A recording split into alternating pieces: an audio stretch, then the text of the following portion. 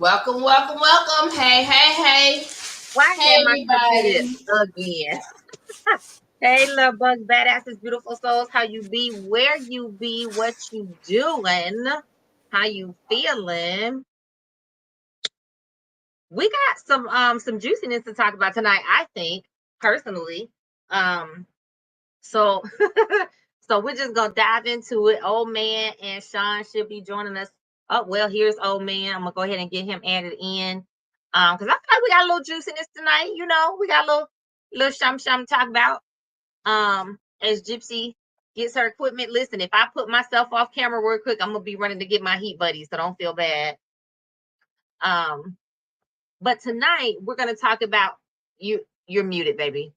Tonight we're gonna talk about sex magic because that's something that you all ask about regularly from a previous episode that we talked about. Okay, there's that. And then we're going to talk about perception and perspective because I feel like those two things are so underrated when it comes to relationships and dating, but they are so absolutely vital in the process, in the experience, in what we create in the entirety of our dating, our marital experiences, our relationship, our family, everything, right? So we're gonna start off talking about sex magic. Well, no, I'm gonna ask y'all, what do you think, Gypsy and Old Man? Do you want to start off talking about perception and perspective, or do you want to start off talking about sex magic? Uh, let's start off with our perception and perspective, And and then we'll grow into it. let's go. So the reason I sent that as a topic for tonight is because I get a lot of potential topics.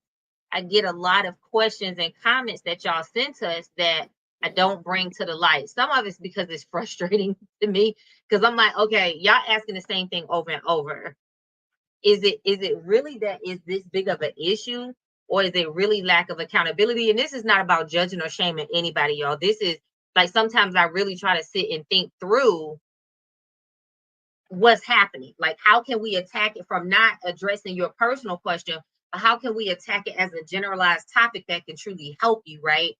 And so I get a lot, y'all. Oh my God, I get a lot from y'all about how ain't no good men out there, ain't no good women out there. Where the good men at? Where the good women at? The dating pool got shit in it. Dating pool got pee in it.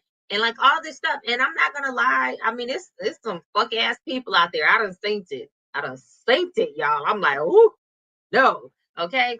But there are really genuinely a lot of good men out there and a lot of good women. And so I took a lot of what you all have been sending for the past couple of months and I put it all together in those two words, perception and perspective. So that's why I sent it to you guys behind the scenes to say we really need to talk about this as well tonight because I feel like people really have these blinders on when it comes to their own bullshit and the things that they bring to the table, right? But also recognizing that we have power to change the things that we're experiencing that we don't like. And so before I tell y'all how I really feel, because I told y'all a little bit, but before I dive into what I think, I want you guys to weigh in on what you think. What does perception and perspective mean for you? So, for me, I think that the perception for relationships, especially for women, Mm, is shaped by the relationship they've seen among their parents. yeah. And a lot of times they have these, and I'm speaking candidly about myself as well. They have these fantasy type relationships built up in their mind. And that's why a lot of marriages that are start when people are in their 20s don't work Mm-hmm. because their perception of what the marriage is usually slanted by TV, social media, uh, what they relationship should be like, and also their relationship with their parents or the relationship they've seen with their parents. because oftentimes, guilty, we will say, "Oh, she ran him away when our father is absent." You know, she ran him away or whatever, and we have this idealized relationship that we think, or this idealized image of him that no man can actually live up to. And then the other thing is that it's a warped sense of that relationships aren't work. A lot of people are, they spend a whole lot of time getting ready for the wedding, and they don't ever get ready for the marriage.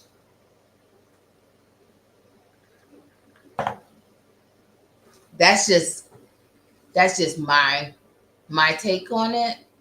Um, and that's what shapes our perception, and that and our perspective just depends on what we've seen growing up and what we've seen or idealized growing up. That's why our perceptions slants our perception, our perspective. You're blocked. You're muted. Sorry about that. I kept having a call come in, so I was trying to mute myself. I was saying, I mean, I wholeheartedly agree with you. And then I was asking, oh man, what does he think about it as well? Well, I share this a lot in terms of my perspective, and I agree with Gypsy. A lot of it is based off uh, your relationship with your parents. Let me say, my dad died when I was real young boy. Um, so the picture of a man in my mind was what was on television, and of a husband or father is a television dad. I tried my best to live and be Cliff Huxtable, somebody who was caring, someone who really believed and supported his children. That's the type of person I tried to grow up to be. Now, on the flip side of that, there's some things that that you have desire on the inside. You just don't see or is being met, and you feel like you almost walking on tiptoes or eggshells or something like that, just because you never saw them with real disagreements. So all I know disagreement is, happy wife, happy life. Hell, that's a lie. That is a big lie. Because one thing for sure, I tell folks all the time, this right here. I, as a man, I am not responsible for anyone happiness. Not responsible for that. That's something that has to come within. Now, I'm responsible for treating you and loving you to the best of my ability and treating you the best of my ability, but I'm not responsible for your happiness. If you're not happy, you're not happy. That's something that, I had to learn. Another thing in terms of with me is um, I see so much in terms of um, out here in terms of folks, just for lack of a better word, shitting on men. Shitting on men. That's one of the reasons why I speak up to simply, to speak for men. Because this is a platform, this is an era to speak for men. But I also have to be cautious. You can't speak and argue for everyone. Because you do that, they'll label you as a lunatic. Not only when they say you're old man, they say you're crazy old man. And Right. so I'm trying my best to walk the balance between old man and crazy old man. I don't want to be crazy old man. I don't mind to be an old man or you're antiquated man or classic, or like that song said, I'm a classic man, but I don't want to be a crazy man. So, but that's what I try to do now at this point in my life in terms of perception. I tell people all the time. Oh, I say this also. Perception is reality until proven otherwise. What people see is their truth. What they see is their truth until you can prove it otherwise. Yeah. So, Mhm. Well, I'm gonna chime on it here. I'm gonna chime on it here. And Bear with me, y'all. Same like last week. I might be moving around a little bit more because I am not feeling my greatest. My pain levels have been up. But the reason I felt like this was such an important topic, and I've said this plenty of times as we've gone, live on our Mhm. different episodes, whether it was me and Benny, me and Q and Michael, me and you. Now that old man has joined the Sean, one thing I'm consistent about, and I think you all know, number one, I'm a ride for us, Black people. I Right. don't understand, but I love all people to the best of my ability, but Mm-hmm. always stand for us and do my best to create safe space for us to have conversations that I feel like are healthy, right? But Right. number two, I try to be fair, but I'm always going to hold space for women because just like old man said, I see it all the time. I maybe have more things on my radar because I intentionally look for things to have potential topics for the show.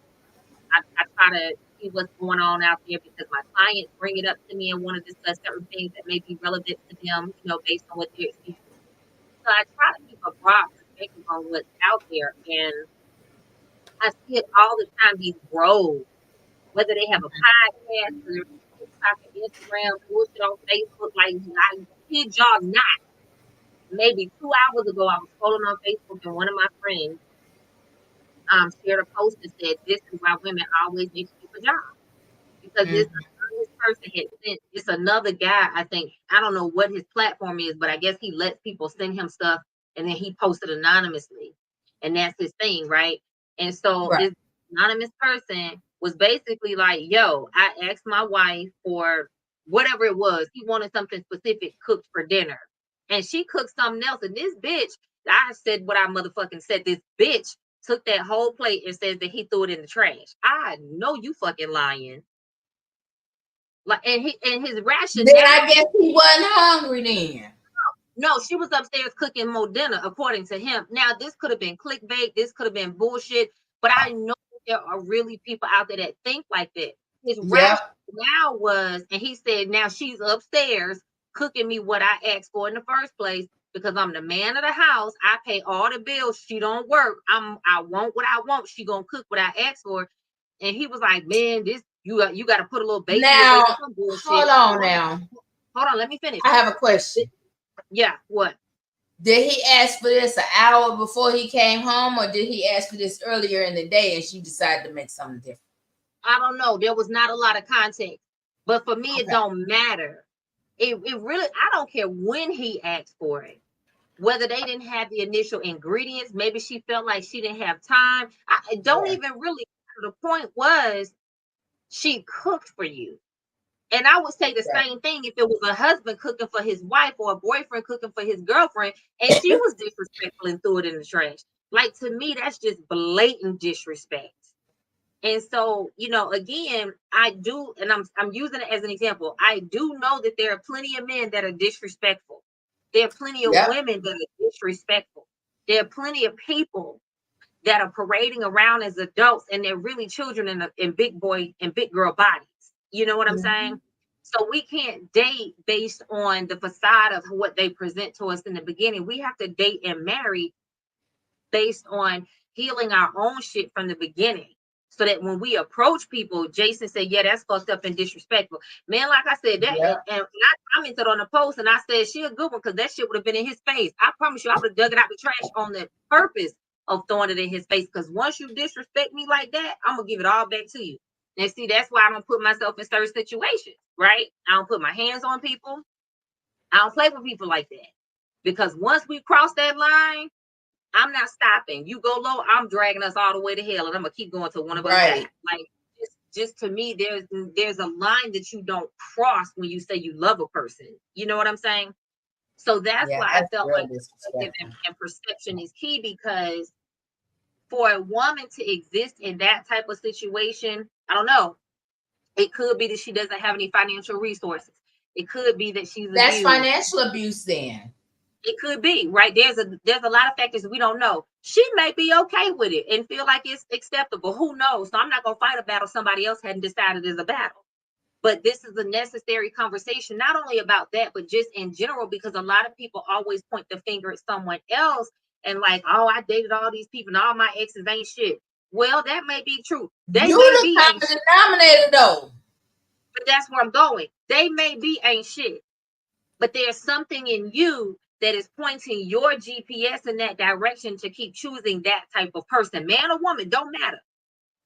But if you keep choosing the same type of person, and I said this recently to somebody on one of our previous episodes, if you're meeting the same type of person, your circle ain't big enough. You need to get out of where you are and you need to do something different, because if you can say everybody's the same, no, they're not. But if that's what you keep running into, there's something up here that is skewing your vantage point, and whether it's based on what you grew up with or what they've experienced as they got a theory. Yeah. I got a theory. Sometimes we keep dating the same type of people because we're trying to fix the initial defect in usually it's our father. If it's a girl, it's usually our father that we're trying to fix that initial defect in our father. Not but really, but hold on.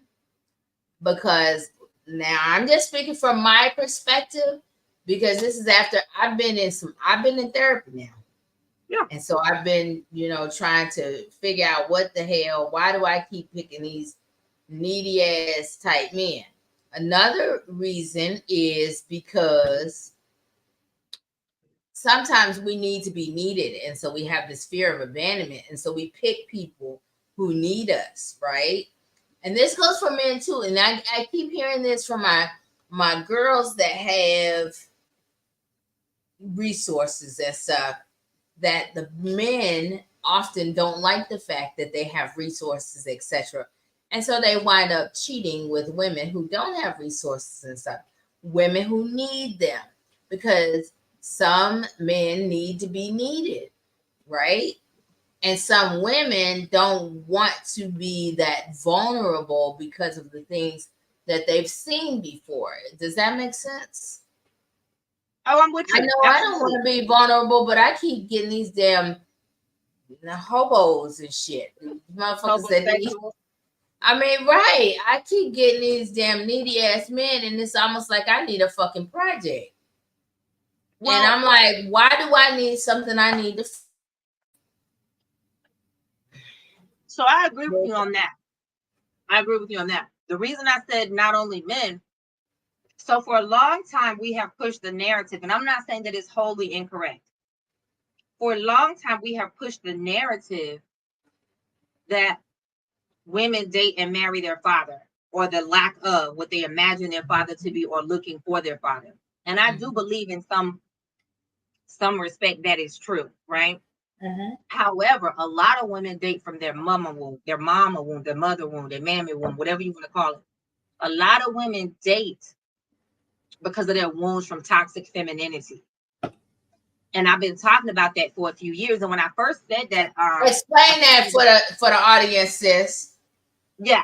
So let me take a break and ask everybody to take a minute to either like the channel, subscribe to the channel if you haven't already done so, like this video, and make sure that you're taking the opportunity to click that button, baby, so you'll be notified when we go live or when we post goodies for you.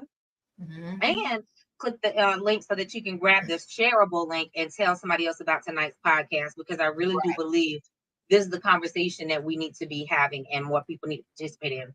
That being said, so years ago when I first said toxic femininity, I'm gonna see, can I find that episode, because I was recording an episode for my Healing One podcast.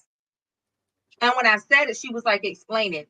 And I was still trying to find the words. It was something I felt. It was something spirit was dealing with me, trying to help me share. And I was talking with my clients about it, but I was still trying to find the words to really make it make sense to people. But toxic femininity is going to show up in so many different ways. But sometimes it'll look like that mama who tries to live vicariously through her daughter. So she wants her daughter to do all the things she couldn't do. She couldn't be a cheerleader. Daughter got to be a cheerleader. She couldn't be in band. Daughter got to be in band. She couldn't do the pageants. Daughter got to do the pageants. She couldn't get that man with the money. Daughter finna be holding pimped out to get that man with the money and going to be pressured into marrying him. It also shows up in the mama who's extremely insecure and jealous and always oppressing her daughter's voice by trying to force her to behave in a certain way, by limiting her, community and connection with other people, and trying to take up all the space in her life. So there's different ways that it's going to show up, right? Also toxic femininity in the fact that we as women are not built to behave in one way or another, right? It's the opposite of toxic masculinity. So toxic masculinity can show up in the fact that people think that men have to, and I'm a caveman and beat shit and break shit in order to be a manly man. And that's the furthest thing from the truth. Baby, I done had some metrosexual friends. I dated a metrosexual guy years ago, will whoop your ass and break you into pieces. Like, you get what I'm saying? And I've seen, listen. Don't get the fact that his femininity qualities that you see mean that he don't have some masculine qualities that'll break your ass in half. Because he's still a man, as they say. I've also seen the men in the gym be the biggest punks. So that being said, on the flip side of that spectrum, oftentimes toxic femininity is that love and light bullshit. When people are trying to tell you it's okay, let it go, it's okay, just breathe through it, it's okay, just forgive them, it's okay, and always demure, right? Always docile, always submissive. They're trying to paint the picture that you're not feminine if you're not soft, if you're not humble, if you're not weakened, if you're not subservient to everyone else. But that part. If we look at God, goddess energy, if we look at almost any deity across any culture, what we see is that not only are the men cutthroat, but the goddess energy is cutthroat too. She will birth into the world and she will cut your fucking head off on the same stroke. You get what I'm saying? So toxic femininity is the thing that often, again, will push women and men, because toxic femininity shows up for men in the mama who wants to be the girlfriend and the wife. So he don't have room to bring anybody else into his life or date or have a healthy, successful relationship with anybody else, because mama's always trying to take up the space. Mama's in effect trying to create a situation where a woman has to compete with her to win his affection.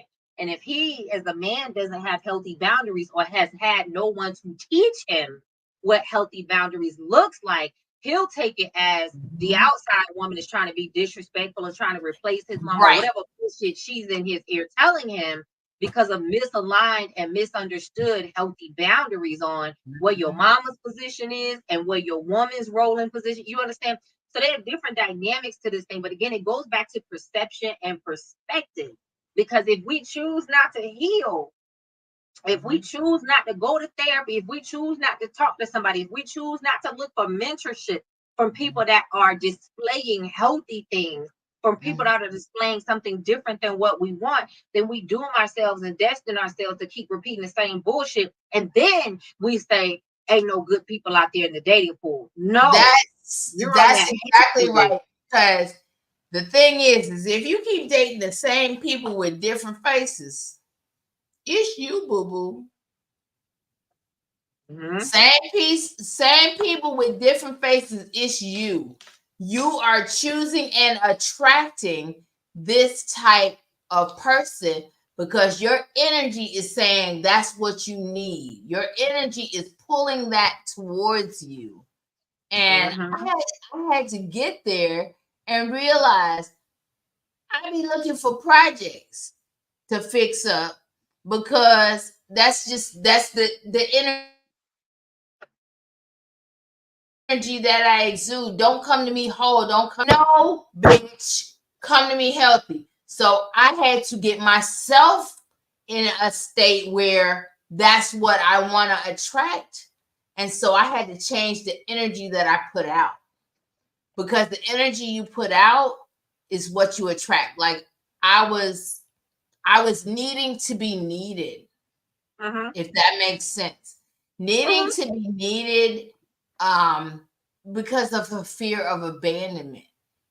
But you have to get to a point where you're okay by yourself, right?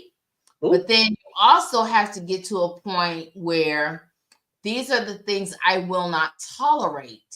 And when you get to that point where you say, this is what I will not tolerate, then you will attract the right energy towards you. What? Oh man, Absolutely. you look like you about to say something. Go ahead. Oh man, I know you ain't wearing no motherfucking lip gloss. Oh, you're muted. Take your stuff off mute. You wearing lip gloss? Gypsy, he probably Take got your on. stuff off mute. He probably got on lip balm, girl. You being a little bit of mean tonight. He's shiny in the motherfucker, just like I am. I got on lip gloss. He's shiny in the motherfucker over there. He probably got on lip balm. I mean, I ain't trying to defend him, but girl, Now, please tell me, take your stuff off mute. I need you to explain this lip gloss you got on. Take yourself off mute. You still muted. Try to leave We and come still back. can't hear you. Try to leave and come back. That being We said, didn't come back because we again, can't hear you. I'm not gonna pick on you, but I'm gonna pick on you for a minute. Gypsy. That being said, you just participated in the toxic femininity. I did. I couldn't get the word out. What? Shut up, Jason. He did look like he had on lip gloss. He was pinker than a motherfucker. That's why I'm like, Jason, like, damn, girl, stop shaming him. So you just participated and gave us a perfect example of toxic femininity. Oh, well. His lip gloss should not be shinier than mine. But if it was, what's wrong with that? He a man. And I mean, I'm not going either way, but He a man. It shouldn't be. But that's your opinion, though. So here's what I'm going with. I don't want a man whose lips are shinier than mine, his skin prettier than mine, his hair longer than mine. Fuck that. Bye. But here's where I'm going with that. He ain't your man. So if he's your man, you're right. If he's your man, then you have every right to decide what you want, don't like, not interested in, right. not feeling connected with. But if he's not your man, you're oftentimes that projection goes out there, and that's what keeps us as a culture and a community, as a society. And you are absolutely right. I'm sorry, old shiny lips. You were so close, girl. You were so close. You were so close. Kick it, old man. What was you going to say, old man? What was you going to say? You still muted with your shiny lips. Okay, I'm gonna kick you out again. Try to restart your phone, old man. Hey, Sean, how you doing? I'm good. How's everybody? Sean, before he restarted his phone, damn. What we over here to get old man. We over here did you see get his shiny ass lips? Did you see? Did he have on lip gloss? Listen, Sean, we finna get your friend together because she over here shaming folks and being toxic as hell. Listen, we getting her together, getting her ass together. Wait a minute, let me catch up. Jason said stop shaming him, and then it's the shirt that bring them. Y'all ain't right. Y'all, you know what? Listen, I'm just saying he had on that pink ass lip gloss and shit. I was like, this nigga got on lip gloss. No, I mean, he didn't have on lip gloss. It was the glitter. Ain't nothing wrong with taking care of yourself and pampering yourself. Sometimes you might need that lip gloss so you don't have chapped lips. Listen, because you'll be talking about him if he walked around with cracked ass lips and purple lips like he was chiefing before he came on here. And listen, I went and got my nails and my toes done this morning, and it was an older gentleman up in there. He got a pedicure and a mani. Baby, I was celebrating him like that's what the fuck I'm talking about. There's nothing wrong with men taking care of themselves and pouring into themselves. Now, where I was correct, his lips popping. Shut the hell up, y'all. That's what I'm saying. That's what I'm saying. His lips should not be popping more than mine. You know why I was looking at the screen like this? I was trying to see if Sean was popping lips too. Sean got some lips tonight too. What you gonna say about that? I keep mine moisturized and kissable. Come on, bro. See, that's what fuck I'm talking about. Now, Sean, where I was checking Gypsy was he ain't her man. So if you want to check a man that's yours because you don't like something or you want something that's cool or you're considering dating them or whatever, but if they ain't your man, it ain't personal, right? So that was a display of toxic femininity. And you know I love you, baby. We got years. We got decades. I know we got years in there. Go ahead, check people. Check me, boo, because unlike Nene and Cynthia and them, I ain't one of them bitches hollering, check me, boo. Don't check me. But that being said, that's part of the perception, right? So a lot of women out here also are like, oh, the men are too soft. Why? Because he go get a mani pedi? Would you rather he walk around looking like a caveman with nasty ass feet and cracked heels and curled up toes? Nah, Like, would you rather his lips look would you rather his feet be cutting you up when you sleeping in bed and he rubbing them up against you? Exactly. Like, Well, you yeah, there's understand? that. So we can't beat people down because chapstick is basic self-care. So, and if he did run out of chapstick and he said, baby, let me take you a clear lip gloss because I just need something on my lips. You don't know who he was kissing the night before he came on here to get them lips popping like that. You know what I'm saying? Oh man, might have had him a little friend before he popped on. I don't know. But Hey, I'm how just y'all saying, doing? Can y'all hear me now? we can hear you now. Gypsy, Get him. where you want me to put these lips, baby? Come see me, Papa. Hey, baby, let me tell you something. I'm going to send you a kiss. Put it where you want it. Come see me, Daddy. She was all up on you tonight, what? I mean, damn. Hey, don't forget every kiss begin with K. There you go, baby. Better come with some gifts. So Where you want me to put this kiss? Jason said There just a little it joke is. won't hurt. There it is. Hey, listen. Let me tell you what's going on. Yeah. It's just at work, everybody had to wear the pink shirts today, and the light coming off my the little studio light, and it's just making everything glow. That's all. This happens when you got that nice, pretty bronze skin. I look like this all over naked. So Well, I look, what bet I it told the old is. man was you might have been kissing on somebody. We don't know what you was doing before you came live. You know what I'm saying? She might have transferred some. let me tell you something. Old man is still a man, baby. Still a man. And a working man.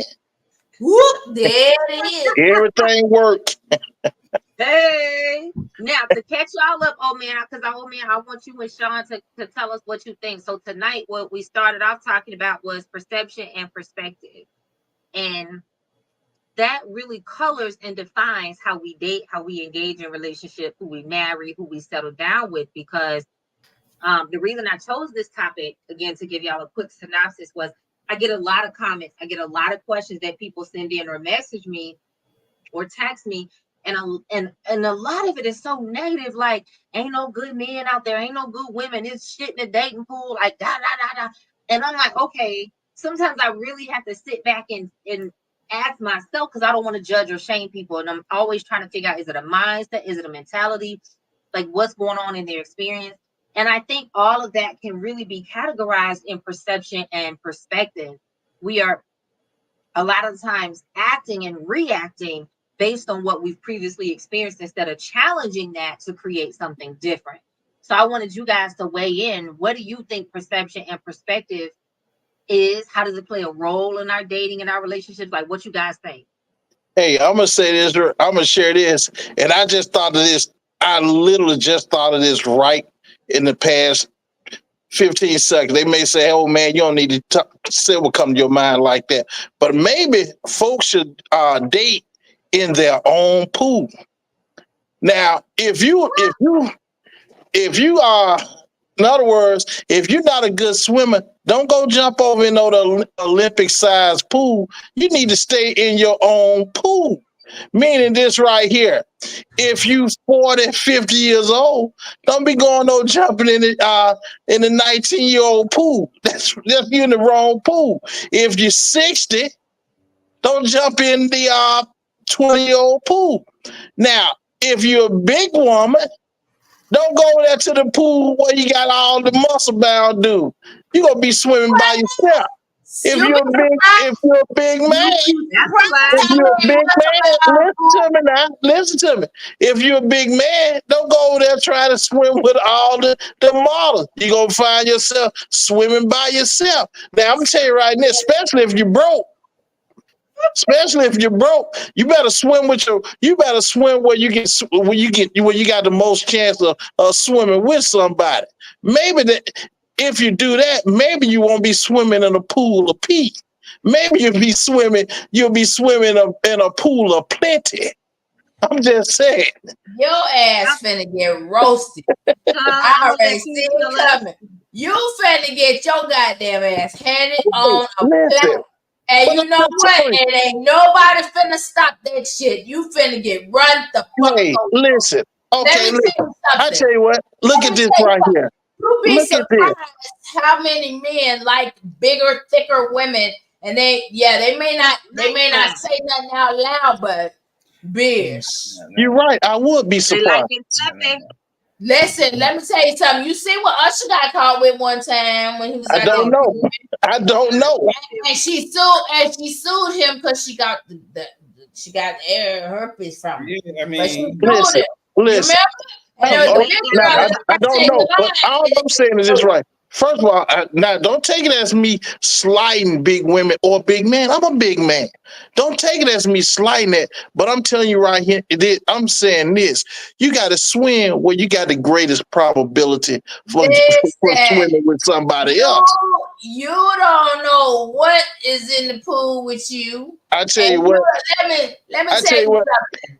You'll be surprised how many folks be hitting on what you think they wouldn't be hitting on just because of what you see them out in public with. I have known men to have babies with women who are mentally retarded. I wouldn't be surprised. I have seen men have babies with women who are mentally retarded. I'm not talking about slightly mentally retarded. I'm talking about over to the point where they visibly. I'm just trying to tell you that just because of what you see somebody publicly parading doesn't mean that's their private desire. No, everybody want the best they can get. Everybody want the best they can possibly have. Hold on. Let me correct you right here, old man. Hold on. A lot of women and men bring out what's publicly acceptable, but that doesn't mean that's what they desire. Hey, well, I'm gonna tell you right now, I want the best I can always get. I'm gonna be honest. I want the best I can get. So let me tell you something, because people are really perception conscious, and so they are worried about what other people perceive that they should be with. Especially you got a man that's got 7 figures. He's looking for a certain type. People expect him to be with a model type, but he may like Porky Pig, but he can't be seen with Porky Pig because he's not expected to be with Porky Pig. But let me say this right here. Let's not look at the exception. Let's look at the majority, the masses. Let's not dwell on the exception. Go ahead, Jay. Let me jump in. Yeah, with that shit. Let me jump in, because y'all getting on my damn nerves with all that arguing back and forth. So let me jump in real quick. At the end of the day, all we are all voicing is opinion, and they're our own justified opinions, right? Based on what we see, based on what we hear, based on our stratosphere. But oh man, I also am going to have to disagree with you. You keep saying that's the exception, and it's not. What I can tell you is, so let me back up. So y'all know I am not a practicing therapist anymore, but I got 20 years in therapeutic services. So when I tell y'all I know a little something, I know a little something, right? I know a little something. I know enough to be dangerous, okay? At the end of the day, I've had this conversation too many times because I've really been talking about this shit for 25 years. I started when I was 19 working with catastrophic injuries, meaning I work with people that had brain injuries after car accidents. I work with stroke survivors. I work with paraplegics, quadriplegics, you name it. I worked with them to help them get their quality of life back to where they needed it to be after the injury or the accident. That being said, for 25 years, I'm having these conversations. And I can tell you, I promise you, I can tell you, it is not the exception. There are plenty of men that like thick ass women, fluffy women, fat women, chunky women, whatever you want to call it, they like it, they love it, they want to be all up in their motherfucking faces. There are plenty of women that like chunky, thick, fat men. And then there are plenty of men that like there are plenty of men and women that like the gym rats and the tree huggers and the crunchy. Whatever label we apply to someone, there's always going to be people that want them. And it's not the exception. What we base this off of is media. Media is trying to create a narrative because they want us to spend our money in a certain way. Media is focused on making women feel less than desirable and ugly so they can peddle that makeup and they can peddle those skincare products and they can peddle all the shit they want us to buy. The same thing for men. They speak to y'all in a certain way because they want you to buy the shit that they are marketing to you. You understand? So it's not the exception to the rule. And I'm gonna use myself. Like, let me call me out for a minute. I get on here with y'all on camera every week. At halftime, I don't give a damn. I don't do anything special. Right. I don't like today. I had some eyeshadow on, but I don't wear makeup. The only time I wear any type of makeup is when I'm doing a photo shoot. And it depends on how I feel if I'm gonna put the shit on for that, right? Well, I'm glad you did put it on for photo shoots. Shut up. But I show up as me. Why? Because I don't have to be the exception to the rule. I know that even though I step out on the camera and I look at myself tonight, right? I'm trying to grow my little afro out. You know, it's getting cold. My little fade afro. I'm trying to grow it out. But I didn't do anything special to it before we came live tonight. I didn't put any extra moisturizer on my face. It's not that I don't care, but I had a long ass day and that was the last thing on my mind. And I had the mindset, and y'all, I could be wrong, but I have the mindset, I don't give a fuck if you like how I feel or if you accept how I feel. If you want to hear my message, you're going to hear my message and receive it, because my message is more powerful than how I choose to look on any given day. Because when I want to put that effort into me, I look damn good, right? And I know that, but I feel like I look damn good now. And I know that I can walk out the door and get just about anybody's attention that I want. If I really put myself in that space, any room I walk into, doesn't matter how I look, I'm going to get attention. And we're not talking about no scrub ass raggedy dudes. And the only reason I'm using myself as an example is just because we sitting here on camera. But it doesn't matter. I walk into rooms with people that are making 6 and 7 figures all the time. And you know what? I'm getting hit on. And they're not talking about, hey, shawty, lip, what them thighs do. No, they're saying, let me take you to dinner. I want to hear your business plan. They're saying, I want to see what's behind your eyes. I want to see what's between your ears. I want to get to know you. Let me figure out who I can introduce you to. That's the circle that I put myself in intentionally. So those are the type of men that I engage with, right? And every once in a while, I meet a little scrub or somebody that those are the only men, and that's why I call it a scrub. Those are the only men that I ever hear talking about how much a woman makes, what she bringing to the table, this, that, and the other. The men that are feeling like they're financially established and they feel stable, never even bring it into the conversation. Sure don't. It's the broke motherfuckers that do that. Yeah, unless you're talking about assets, because they want to figure out why, what you got, how they can help you, who putting what in what living trust or what will, or how you dividing shit and putting it in prenups. And or they looking at your debt. Right, and they're looking at your debt, right? Because they want to figure out how they can help you or whatever. So it's only men that don't feel financially stable or established that are the ones like, what she got? How many hours she working? Different conversation. And so I'm challenging your narrative. I don't care whether she's fat, skinny, thick. It's a man out here that's gonna think I'm the best. Yeah, listen. Hold on. But so I'm not for women, and I'm challenging that because you say that bullshit every time. You sure do. Hey, listen. All I'm saying is this right here. You gotta start liking. I'm gonna be real. You got a complex, and you project your complex on us. You have a problem. You have a problem. Listen, because let me tell you something. I'm listening. I always hear about you talk about your goddamn paycheck and you talk about people's sizes. Let me tell you something. I talk about paycheck. I get my own motherfucking money, so I don't need yours, right? And I don't give a shit if you like my size or you don't. Because guess what? I know I'm a cute bitch with money and people that want it. Hey, listen. Hold That on, let me was say this right here. Because see, y'all starting to confuse what old man is actually saying.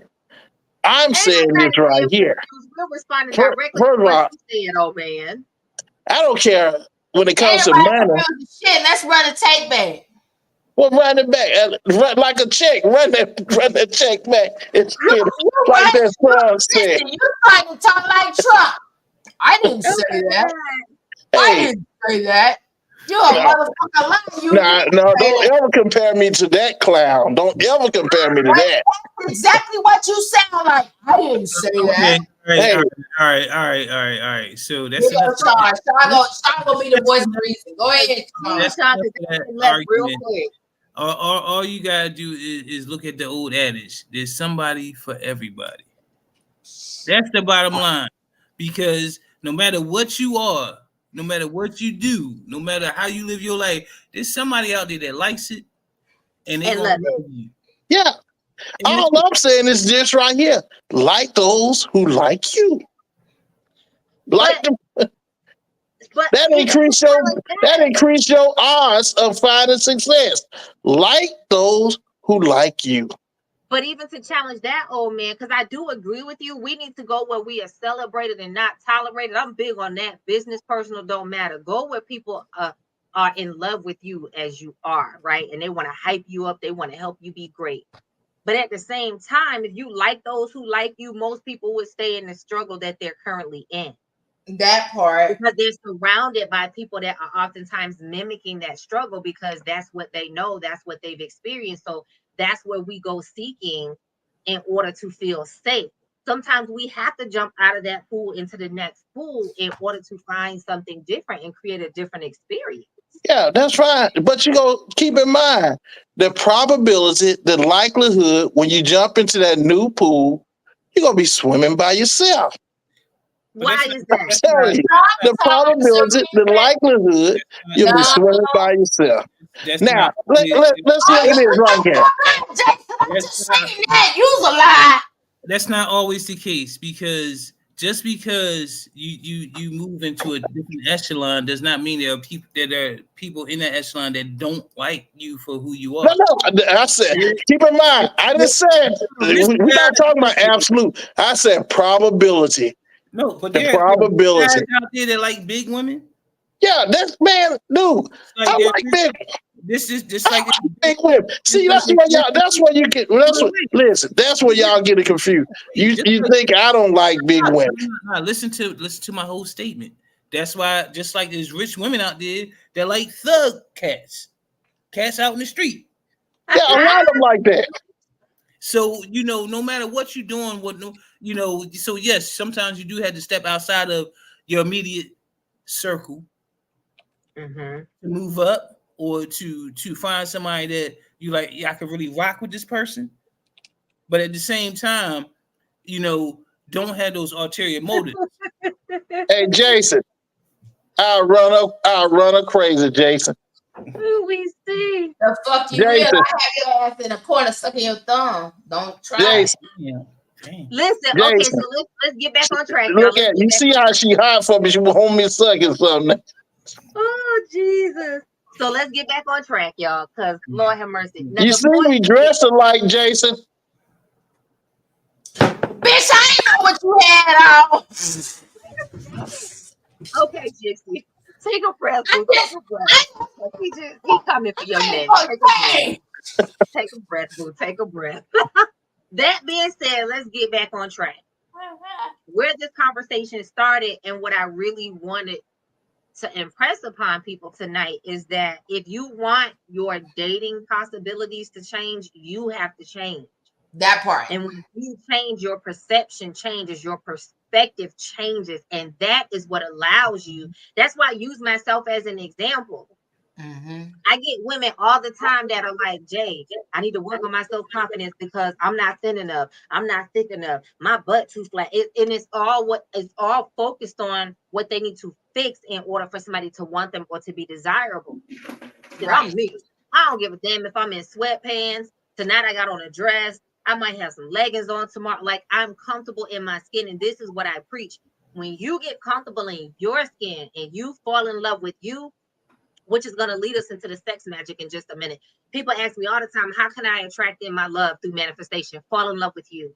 And they really think I'm being a smart ass when I answer that question. And I'm like, no, let me break this down for you.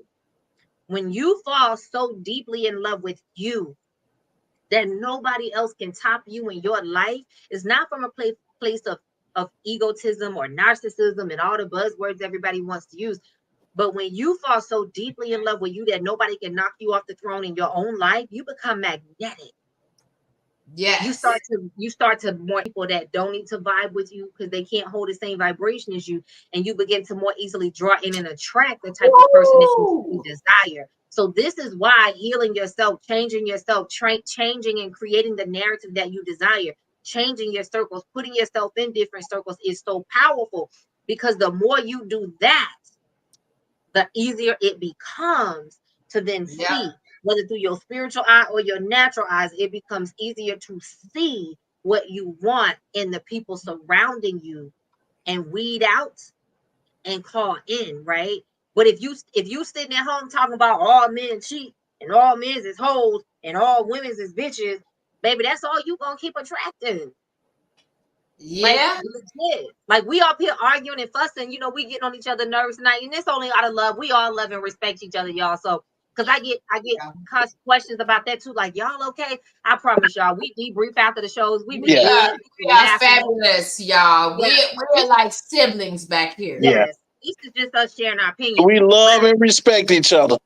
Absolutely love and respect each other. We always have a good time after the shows. But I really want y'all to hear the different points that old man may be saying that resonates with you, that Gypsy or Sean said, or that I said. Man likes to stir up trouble. He does. He does. He like a little bad brother. But yeah, he do that on purpose. He does. He does. He's our little renegade. But, you know, take the things that we're saying tonight, guys, and ask yourself, are you attracting a certain type of person or continuing to meet a certain type of person because of what you believe is possible?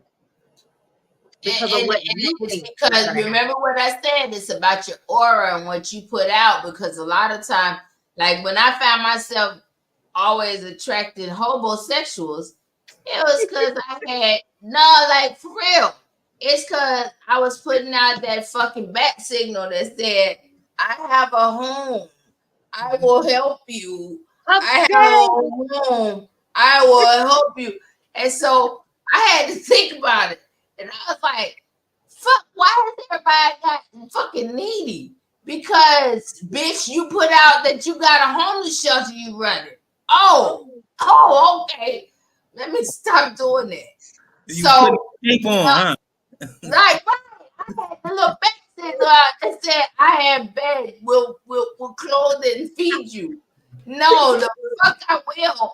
And so that's the thing though. But it was like an unknowing thing because listen, let me tell you, I'd have been in therapy. I'm trying to tell y'all.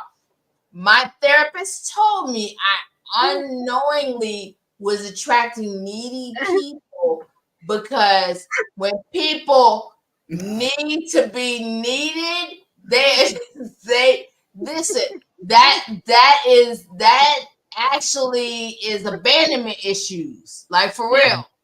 Like, I'm gonna take care of you, Gypsy. Because people who need you won't leave you. And so if you keep them needing you, they won't leave you. Y'all hear what I'm saying? You're right. So if you find yourself attracting people who always constantly need you, listen, that's, you know what else? That's the other problem. There's men who always date down. Yeah. They always date women who are a lower social class standing than they are. And the reason is they need to be needed. They hate a woman that makes more than them. They hate a woman that is making money and can provide for herself because she don't need him.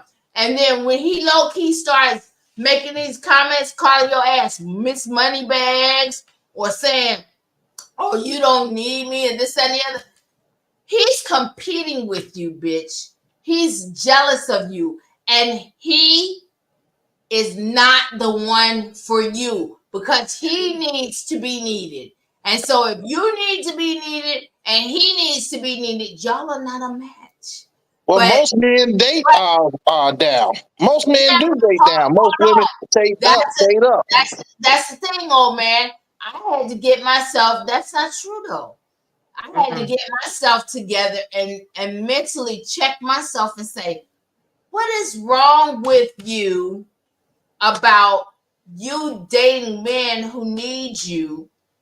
And this motherfucker cheating on you using his money and your money too to treat this bitch.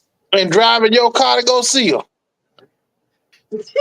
The fuck you said, you right. You right though. I'm with you when you right. I'm with you when Hey, you right. hey, listen up. This is why I said most men date down, most women date up. Well, the number says generally men make more money than women. Not that it's right. Not that it's right. I do believe people should, if you do the same work, you should get the same pay. I believe in equal pay. I do believe in that. But for the most part, men make more money than women. Okay, we agree on that. Well, most women want a man with that can provide. Most women say they want a man that is a protector and provider. Well, a protector and a provider is not somebody who making less than she make. Most women, they say they want a guy where they don't have to work. That's what they say they want. Most of them say they want a man who or a rich man. Well, a rich man, that's dating up. And for a man to date a woman who's not rich, or a rich man dating a woman who's not rich, is a woman who he is dating down. But for the most part, men don't care about what a woman makes because it's not important to him what she make. If she's the one that he desire, he don't care what she make. He gonna take her. He gonna take her debt, and he gonna take her kids if she got kids. If she is the one that he wants, he gonna take it all. And that's generally what men do. And then they turn around and say, "Hey, I married out my league." Well, when they talk about marrying a woman out their league, they're not talking about marrying a woman who is, you know, making more money, because men don't care about that. Yes, They're not intimidated by that. Well, how much money a woman works? It's not intimidated because they don't care about it. Because he gonna provide what they're supposed to need anyway. For the most part, that's bullshit. just, Well, then why do men call her Miss Moneybags when she made more than him? now I ain't saying Or when, that. I'm or not gonna tell you we when, don't or have some when weak. I'm listen, not gonna say we don't have some weak men, and I'm not or gonna say we if don't have some low value men. well, So if she is no, used no, to no. For going where Hey, she Sean, want to turn your go and volume doing up. I what she can't want hear to do. you. for what he's talking about, that's a secure man. An insecure man is going to have problems and issues with how much money Yeah, you make. Because yeah. trust me, I've dated up and I've dated down, and it was not an issue with me whatsoever. I don't care. I don't care what you make. And to be honest, Sean, I'm gonna be honest, and I'm gonna be truthfully honest. That is a question I have never asked anyone. Yeah, I have never asked anyone how much you make. yeah. Because I mean, it doesn't matter. Yeah, Right. when you get paid, what day you get paid. I mean, I can care less. But that goes back to what I said a few minutes ago of if that man is financially stable and secure and he feels settled in whatever he's bringing to the table, whatever he's got in his accounts, whatever he's creating, how he views himself as a product, whatever his thought process is, if he feels stable and grounded in that, the conversation is very different. Whether he making $60,000 a year or whether he's making millions of dollars a year, the conversation is very different versus a man that whatever he is It's making struggling. doesn't feel like he is settled, doesn't feel like he's accomplished his goals or his dreams yet. Maybe has a lot of debt or kids or child support or obligations or whatever the case may be Child that's taking his support. finances. And so when that woman comes in and he doesn't feel like he can do it by himself, that's when I've seen that happen, right? You And know, when and so at the end of the day, just to make sure that we can go to our other topic as well, at the end of the day, I feel like we're all saying similar things, but what I Yeah, want people to be able to do is self-reflect. Yeah. Right. You know what it is a lot of folks don't realize that if he or she had somewhere to stay, your ass would be single.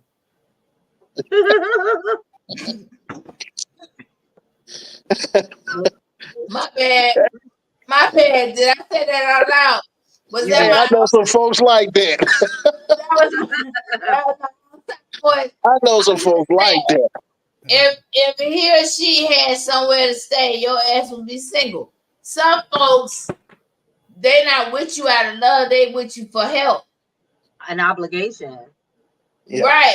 No, not even obligation. They don't give a fuck No, about obligation. It's no. about help. Yeah. Because there are some people like No, they I'm got obligations that you helping them with is what I'm saying. They got but obligations. I'm dead ass. Like as soon as they don't need your help no more, they gone.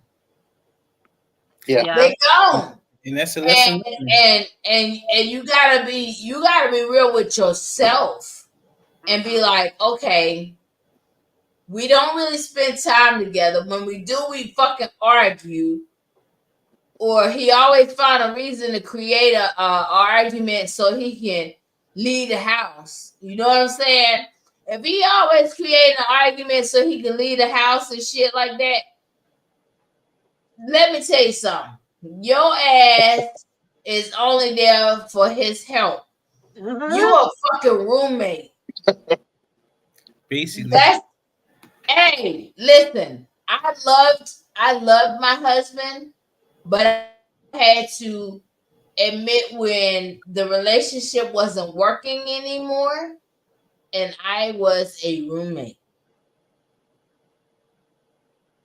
And when we became roommates and I had to make a decision to say, I don't want to be a motherfucking roommate. I can get a goddamn roommate. We ain't blanching them on Golden Girls.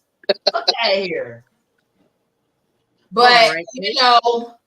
I mean, but the thing is that I also had a warped sense of our relationship because remember now, me and my husband went back and forth in this relationship, situationship, and then eventual marriage from the time I was 26 until we married at 41. And then when we married, I'm going to put it in perspective for you. Yesterday was my mom's 13th heavenly anniversary. My mother died 13 years ago yesterday. When he asked me to marry him, my mother was in hospice. At the time, I found out that he was his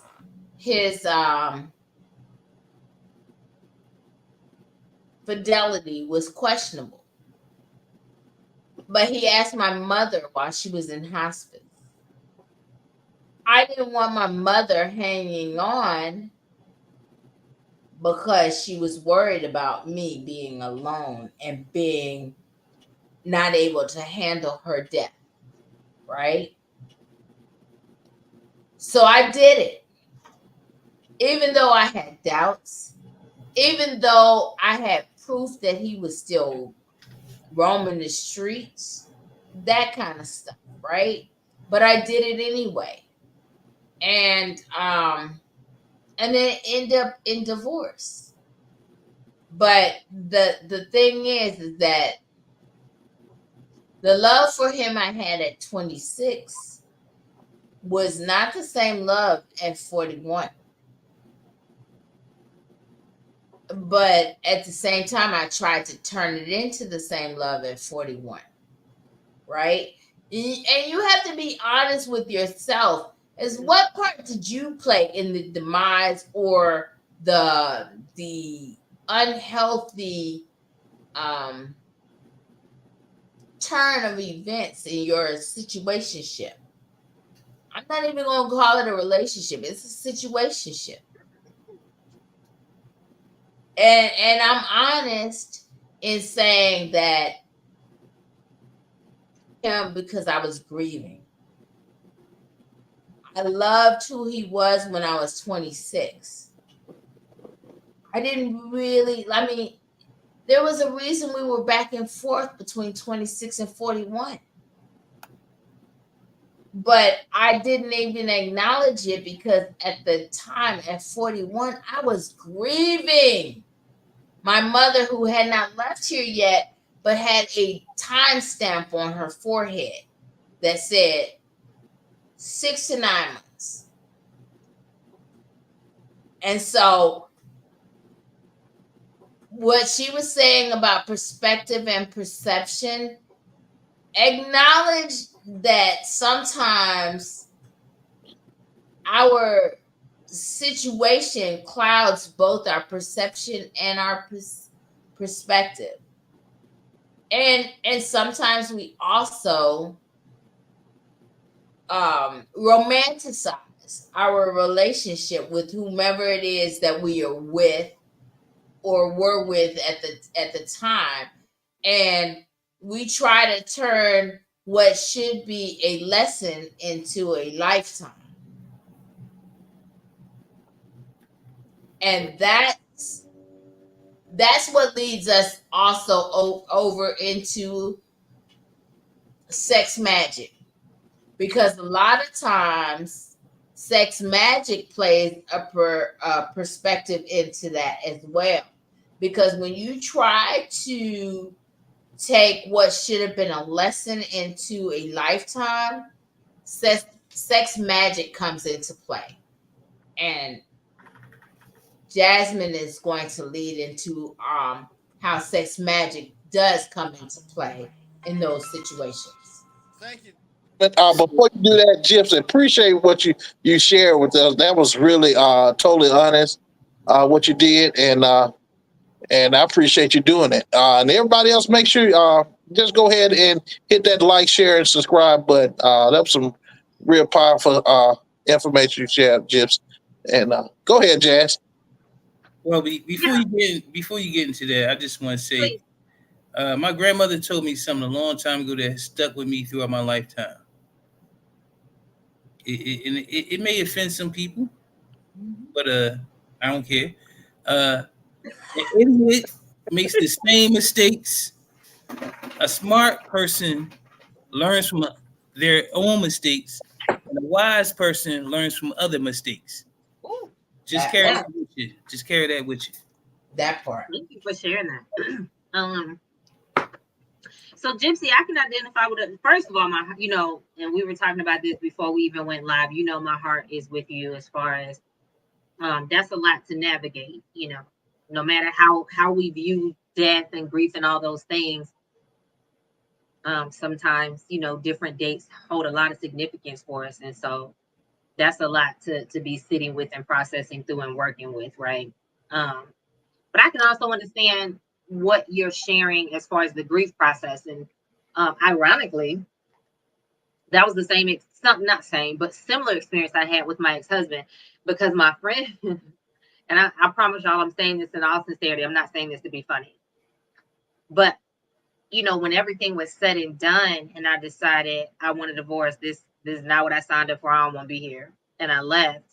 My friends was all like, okay, whatever you was going through, you done? Like, you good? I was like, what the fuck? Right. He was not a bad man. Right. I'll say that. He was not a good man for me. Mm-hmm. And I chose him because I met him right when my estranged father and I reconnected and had a deathbed reconciliation, literally. And he reminded me of my father, right? All the good qualities. So, after it was all over, I could look back and be like, yeah, okay, I can see I was going through something. You live, you learn, you do different. I'm not even going to always say you do better, but you do different, right? And so this is why perception and perspective is key. Now, the reason I led off with that to shift into sex magic is because I get a lot of people, hey, Stan, thank you for joining us. I get a lot of people that are, that will reach out to us because, I have a wellness practice. We do mental health. We do spiritual work, metaphysical work, wellness, coaching, all those things. I get a lot of people that call for ritual. Right. And I do have a lot of requests for us to do an episode on ritual. So I'll look and see when we can weave that into a conversation where we can take a longer time, because so many people are curious about it but nervous because of, you know, their different spiritual beliefs, religious beliefs, whatever, upbringing, family, all those things. So I can break it down for you in very basic everyday language that'll help you see that it really integrates into whatever your religious or spiritual practices are. That being said, I turn a lot of people away because in the case of me choosing to leave my ex-husband, ironically, he's the one that filed for divorce. I packed my shit and I left, and I waited him Oh, out. shit. I wasn't paying for shit, and I meant that. You broke us. You pay for us to be over. I'm not paying for shit. Well, But dang. I also knew that I was not in a rush to get out there and just dive into something else. I was more focused on, okay, this is an experience. Now let me take some time by myself to recalibrate and be still and work on me. So I was fine waiting, you know what I'm saying? And how long it took him to file divorce. That was just my mindset. But when I left, I had several people ask me, well, are you gonna do ritual to fix it? No. And this is why I turn a lot of people away, and I try to have safe conversations about ritual and sex magic, because a lot of, and I will say, now this does not mean this is across the board. I don't know. But I will say for me, I get more women calling and asking me. But I've also got friends that are practitioners. I got plenty of people I'm connected with online that are practitioners, and they all talk about having men that reach out to them as well, right? So it's across the board with gender. But a lot of people will take a broken relationship and try to use sex magic to fix it. And that's where you go wrong.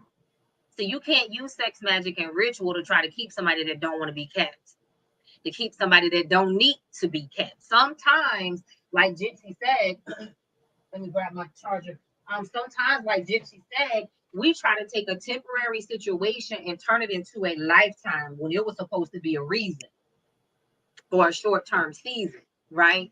We take problems that we're having with a person that are red flags all day long that we don't need to be there, and we try to say, well, if I could just do this work, if I could just get spirit on my side, it'll fix it. No, bitch, spirit trying to tell you to pack your shit and leave. Spirit trying to get them out your way, and y'all keep getting each other's faces, right?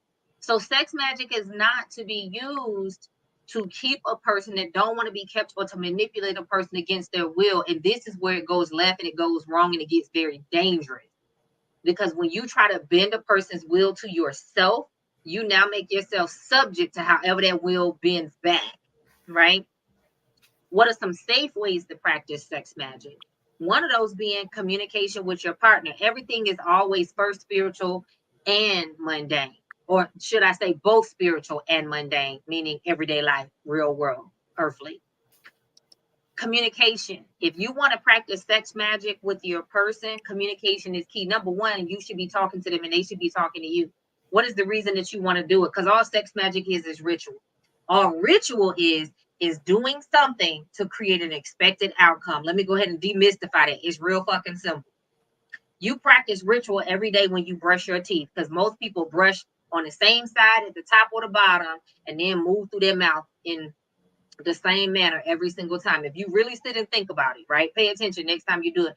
Most people put the same pants leg on first every time they get dressed, or the same arm in their clothes, majority of the time you're getting dressed. The things that you do in your life in a repetitive sense, that's ritual, because you're doing it with the intention to create an expected outcome. The only difference is in spirituality, you're expecting to ramp up or magnify your energy or multiply your energy to try to create something that you don't already have, right? Which is where the manifestation part comes in, the faith part comes in. And again, a lot of people will try to use it to get something they don't need to be getting. So first and foremost, communication. What is the thing that you and your partner want to work on? Do you want to increase your communication, improve your communication? Do you want to increase the love that you all feel for one another, or your intimacy and your romance? How do you want to benefit the two of you, or however many people are involved? That's first and foremost. What is it that you're trying to accomplish? Then you want to figure out how you want to go about it, because this ain't new, but it's this hug making the rounds on TikTok where the guy sits and then the woman sits on his lap, and then you just stare at each other's eyes and look at each other, or you just hug each other and sit for 5, 10, 20 minutes, whatever. It ain't new, but it's new all of a sudden because it's on TikTok. The young folks done found it. But that is a way to manifest, because what you're doing is when you're sitting in that shared space with each other, that sacred space with each other, and that safe space with one another, it's the opportunity for your energy to unite, right? Out there in the world, we're all doing our thing, blah, blah, blah. We coming into the house doing our thing. But in that moment is really powerful because you're intently focused on one another. So it's literally the two becoming one. So whatever you're focusing on, you can multiply and send energy to. A random example would be, let's say a couple wanted to buy a house, but they were having some financial challenges or some credit challenges. And they're like, okay, God, source, spirit, whatever, whoever you believe in, doing that type of tantric breathing and hugging with one another could absolutely magnify your energetic capacity as you two are focusing on that shared goal, so that you can start drawing that experience. And what may happen is one of you may get a promotion on your job. One of you may meet somebody that builds houses and is like, hey, I'll lease it to own directly to you. You ain't got to go to the bank. You might meet this realtor that knows about this program that this one random broker that she met. You see what I'm saying? You start to attract the uncommon, because instead of your situation limiting your capacity, when you get into ritual and sex magic as a form of magnifying your energy, now you have expanded your capacity to reach out and grab the other energy connected to what you desire to bring it closer to you. Another way, obviously, sex. So when you're intimate with your person, again, whether it's you and them, whether it's you, them and them, and they, he, she, and her, whoever is involved, having a common goal that you all want to create, or each person focusing on their own individual goal, right?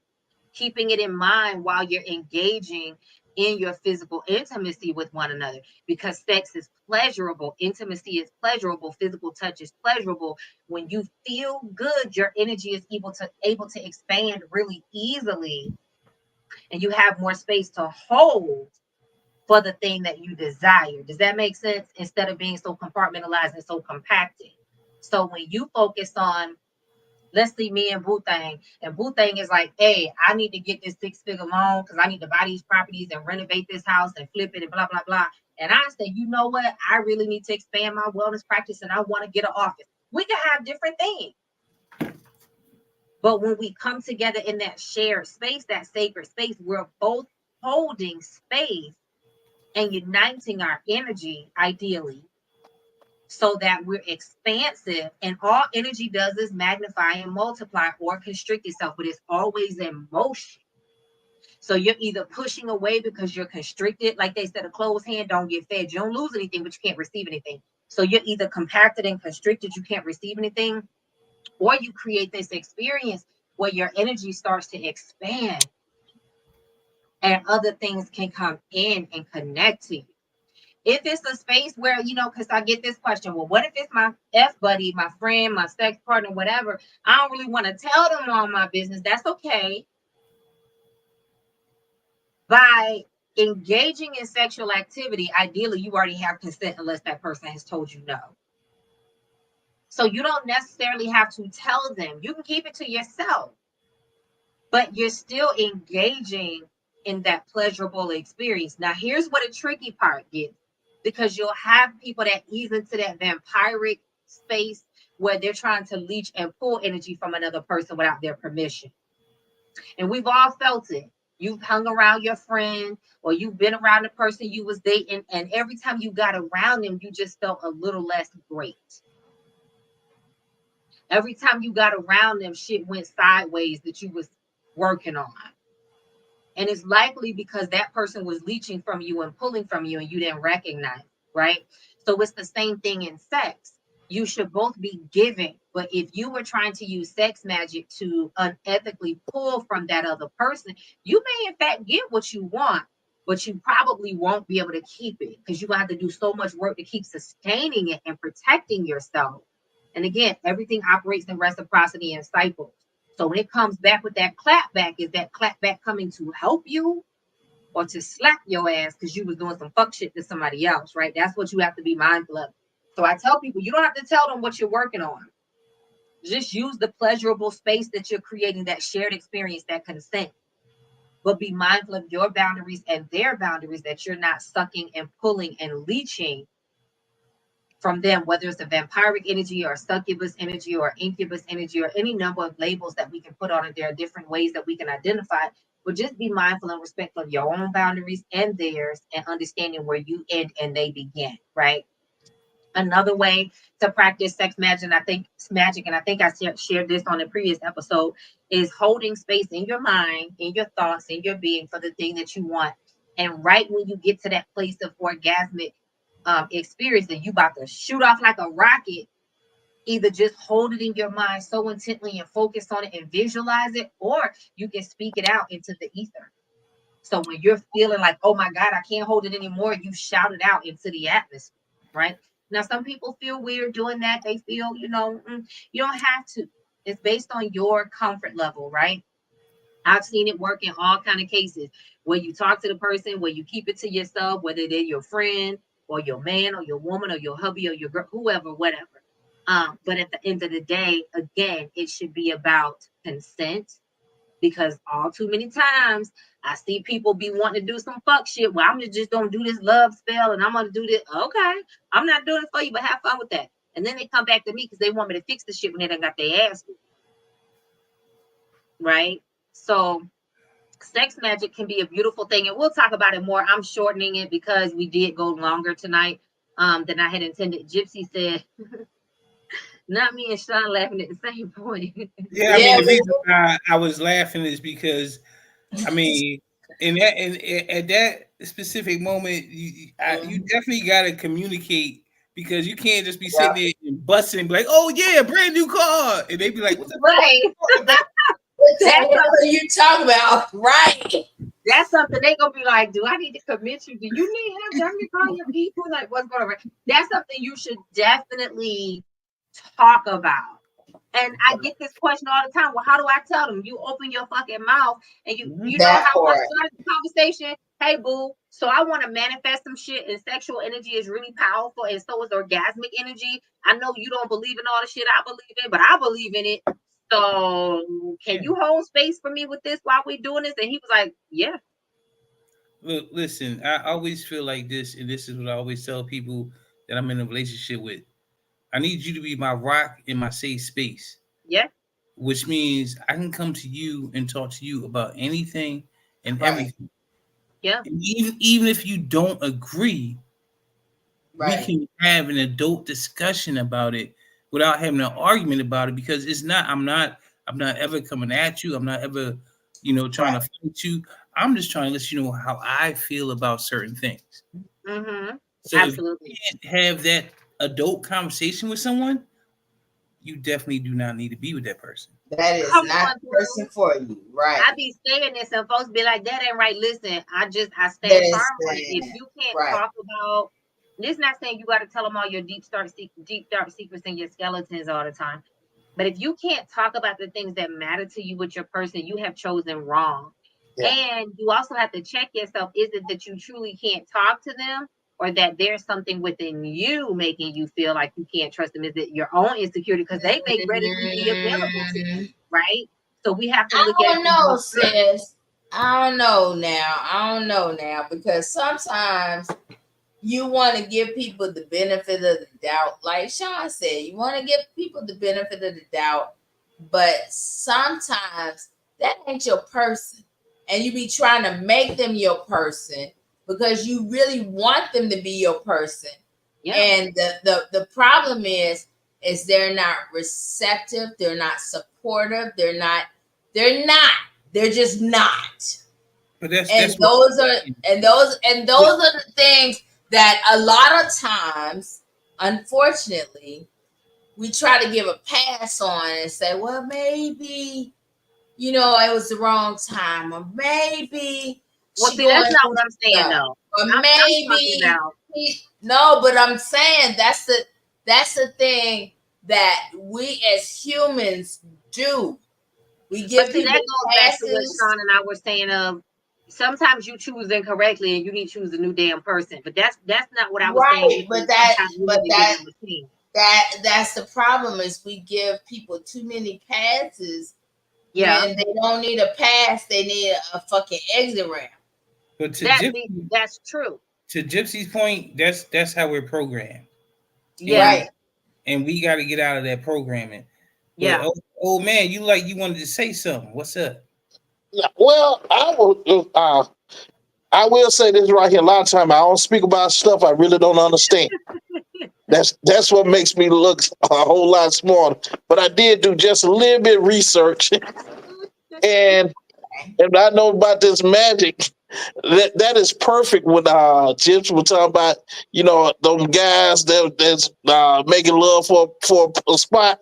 Even if you ain't a manifestation, they show enough manifestation. Come on, baby, I gotta stay here another month. Oh my God. Don't make me laugh like that. My back. Then That come part, on, that But part. You come on, right. baby. You right. They let me putting it down. Because let me tell you something. If nothing else, them homosexuals is good at. They good at that. let me tie all this together. So going back to what you were saying, Gypsy, my point in the sometimes we haven't given people an opportunity. See, I could talk about it from that space, right? My longtime partner, that I had some years back, I assumed that because we met in a different space and I changed very drastically over the course of our relationship and my belief system, that he wasn't going to be supported. I assumed. This was before I talked to him, because when we met, we were both Christian. We were both in the church. Well, I was kind of making my exit and leaving ministry, but we were both still, right? And so through the years, I clearly am in a different path. And I got a whole bunch of love for God, Jesus, Holy Spirit, all the things. I am very open-minded. But I assumed that because it was uncomfortable to him, and I knew that it was, that he would not be supportive of my belief system, right? That he would not be encouraging to me. So I ain't talked to him about it. And I started to feel resentful, like this nigga. And then one day my friend girl had to check me, like, well, did you even try to talk to him? And I was like, well, because this. And she was like, that ain't what I asked you though. Did you even try? And so when I sat down to have a conversation, he was like, listen, I don't rock with it. I don't understand it. That's your thing. I don't really care about it. But if you like it, I love it. I love you. That's all that really matters. Shit, don't burn the fucking house down. So a lot of times, we assume that a person is not going to be supported. We assume without ever trying to have actual communication. Now, if that person has shown you that they don't give a fuck, believe what they showed you and rock on and skip rocks and go find you somebody new after you work on yourself. But we first have to give people an opportunity to even show us whether they're going to live up to our expectations or disappoint us or whatever that may be. That's all I'm saying. And oh man, exactly. Now here's where that goes to boundaries, right? And I'm glad you made that example of the homosexuals and putting it down and having a warm space to stay for another 30 days. This is why I said boundaries are so important. Because I made the statement, y'all, we done all had it happen when you get around a friend and you notice you just don't feel quite as great when you leave their presence. Well, the same thing happens after you have sex with some people. You notice that you feel just quite not right. You feel slightly off kilter. You feel a little bit more exhausted. You don't feel like it was really as satisfying or as pleasing to you. Number one, it could be because they were practicing sex magic with you and you just didn't know it. It could be because you didn't have inappropriate boundaries and they were pulling from you and leeching from you. It's really simple, guys. It's not hard. When your boundaries are soft or they're lax, or you got holes in your energetic space, how you view yourself, how you see your power, how you sit within yourself, it's as simple as I could be thinking about Sean and be like, I'm gonna go ahead and pull some of that energy. If you know what you're doing and you want to operate outside ethical boundaries, because it's up to every person to define what that means for them, right? So if you know how to manipulate energy, because all of us can, but the question is, do you know how to? If I wanted to, there's a whole lot of fuck shit I could do. But I have ethics Right. and morals that I operate within. I don't play them kind of games, right? But a lot of people don't care. To them, their right and wrong is very different. So this is why it's very important for us to figure out who are we engaging with, who are we sleeping with, who are we, giving ourselves to, or who are we giving access to. Jason said, "Can you tell my wife? Can you tell my wife use it on me? If I talk You to still there, ain't you? You still there, ain't you? All right, then. she put some on you." But Tell her to watch the recording so she can understand what it is. right. But that You being still said, there, brother? you're right. Now she still there. She put some on you. But that being said, a lot of people are practicing it and knowing and unknowingly. This is why your boundaries have to be so effective. You have to take the time to communicate with who you are engaging with on deeper levels, because who you give yourself access to makes a big, who you give access to for yourself makes a big difference. Jason says in 1999, player. Oh, well, honey, you locked in and shit. Ain't nothing we can do for you, player. Listen, you gone. You a goner, buddy. You're a goner. So that being said, guys, sex magic can be a beautiful thing. Again, I'm condensing a lot of it. Yeah. And we will dedicate a whole episode to it at some point. But that being said, sex magic can really be a beautiful thing, but you don't have to just use it when you're engaging with someone. You can use sex magic with yourself. Again, when you're touching yourself, when you're pleasuring yourself and pleasing yourself. Everything that you would do with a person, you could do with your damn self. If you're single, if you just don't want to include them in on it, you know what I'm saying? I'm gonna speak on this. I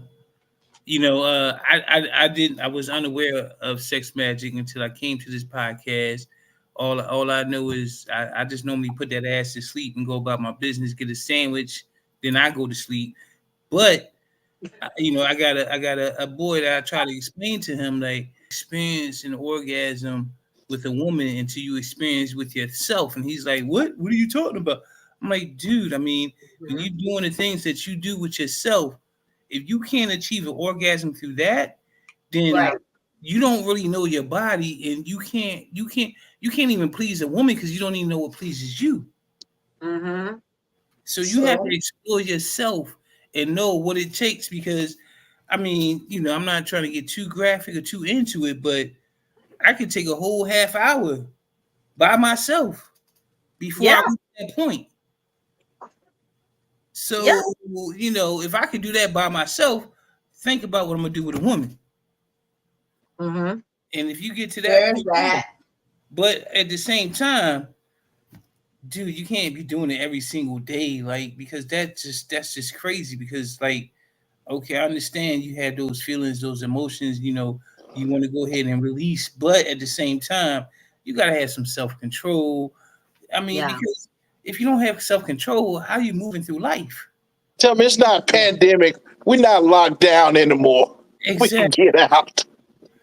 Sean said, too many are afraid of doing it. Yeah, too many are afraid. Too many have grown up in religious persecution around sex, sex and self-pleasure and orgasm and masturbation and all those things. Sex magic coming in a bottle. In a bottle, whiskey, gin, vodka, and baby, it sure can, depending on what you're drinking. It's true. That's called a beauty aid. You get on that drink, you don't know what's going to happen.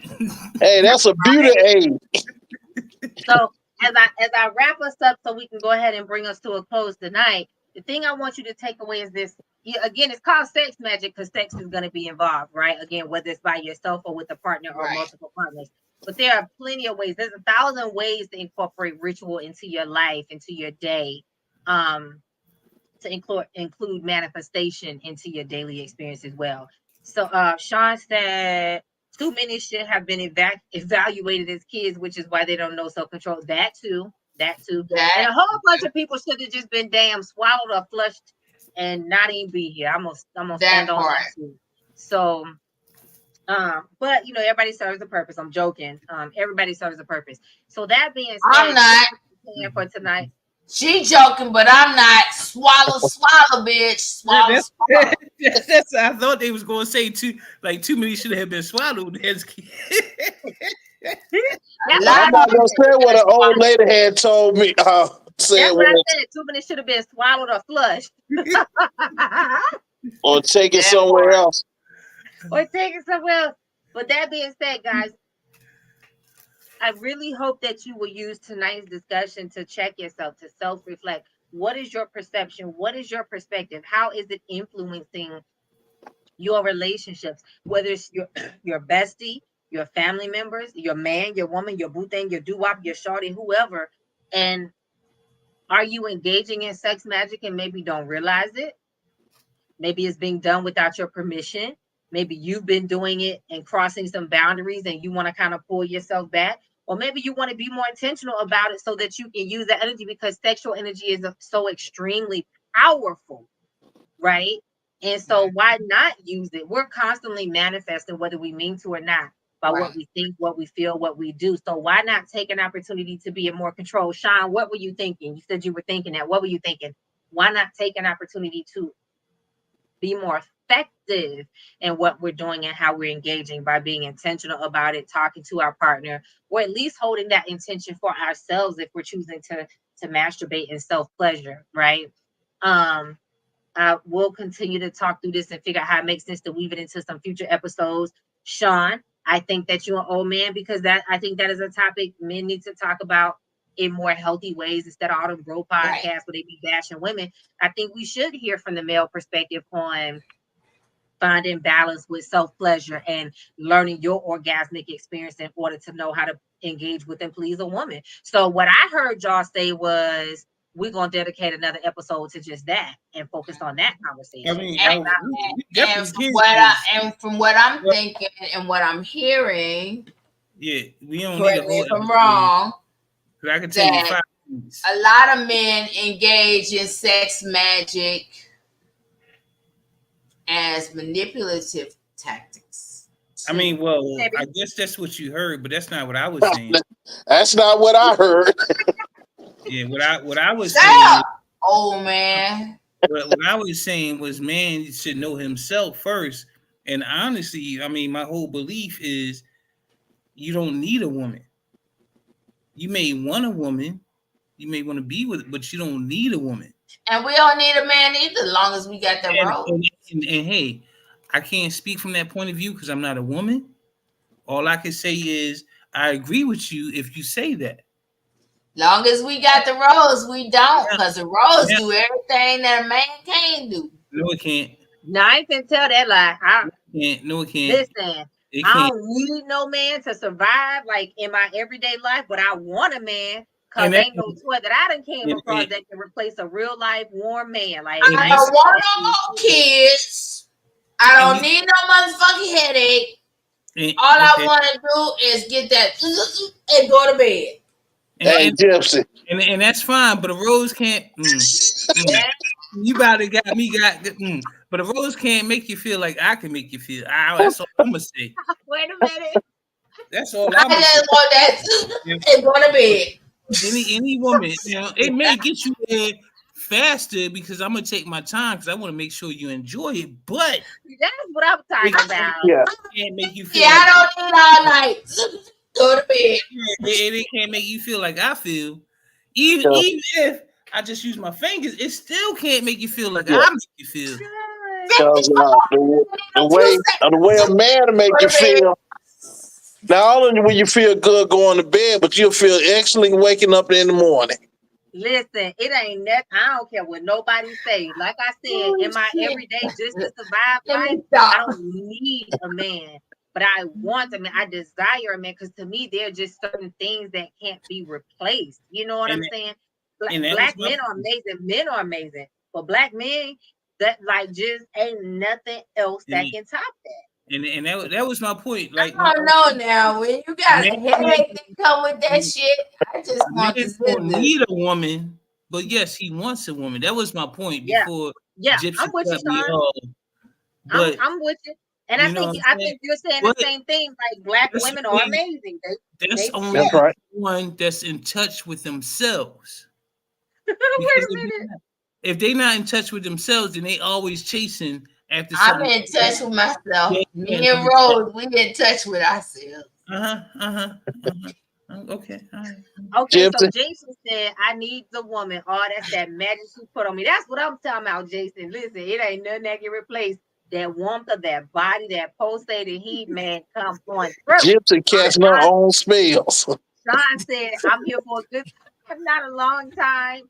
The Dina said, Rose is great, but it would never feel like a man's essence. Listen, when that Yeah, man but it also won't give you a headache like a man will either. No, he said, what? Wait, what? I said it won't give you a headache like a man will either. Girl, you dealing with the wrong man again. Right, change your damn circle, because I'm with Adina. Ain't nothing like I know it ain't nothing like a good man, but shit, when they live 900, 1,200 miles away, Gypsy, you got some good guys live right next door to you, baby. Jason said 3 minutes. You say championship fight, Gypsy.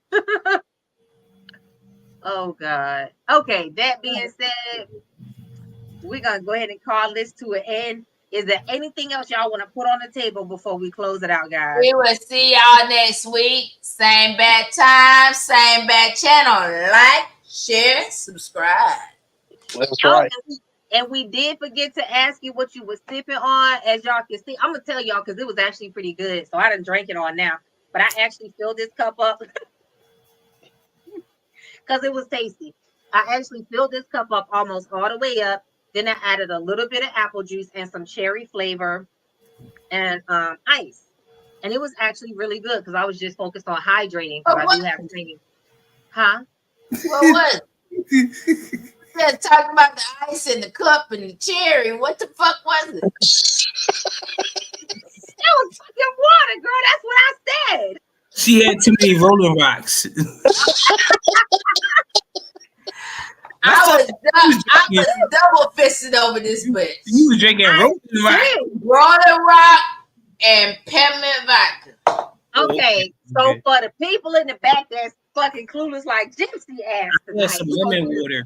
Lemon water. One more time. Sean said he got lemon water. Oh man, what was you drinking? Lies. I was Southern Champagne. Southern Champagne. What is that? He called it sweet tea. Iced tea.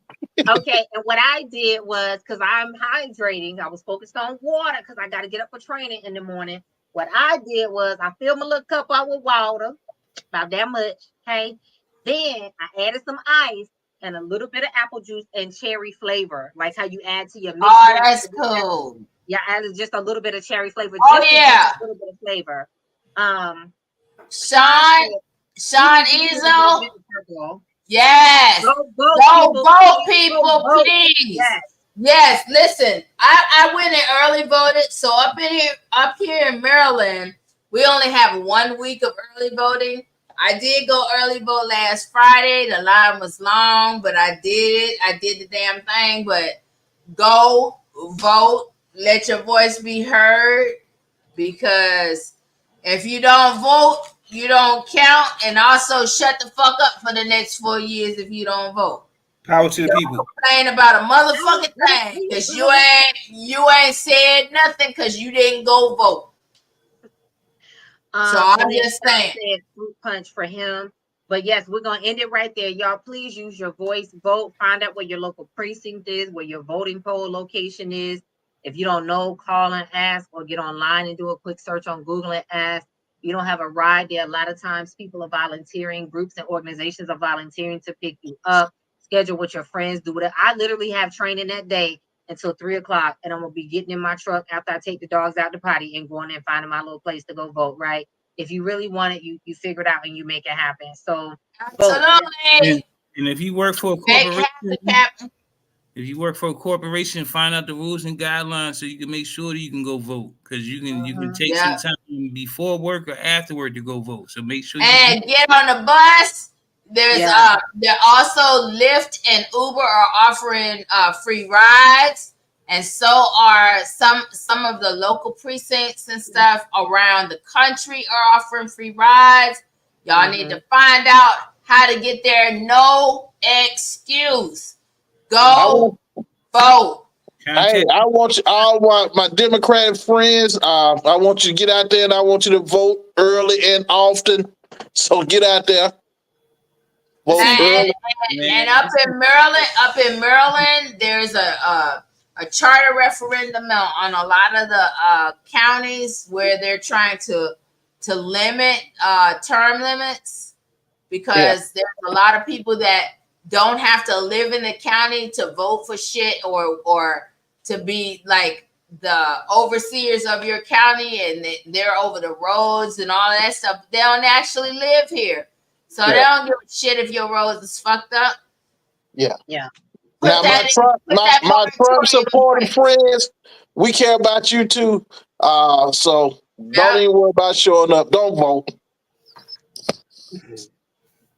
With that being said, y'all, we love you. Thank you so much for tuning in with us. Thank you for having healthy, safe, dynamic conversations. Again, even though this episode is coming to an end, make sure that you go back through the channel on YouTube and on Spotify, and check out the audios on Spotify, the videos here on YouTube. Go back and catch the replays, comment, tell us what you think, ask your questions, press those share buttons and those subscribe buttons and those like buttons. And I mean, if you're not really telling the people that you know about us, do you like them? Do you really like them? Because these conversations is fire. That's all I'm saying. So with that, we're going to bid you a good night until we see you all next Tuesday. We love you.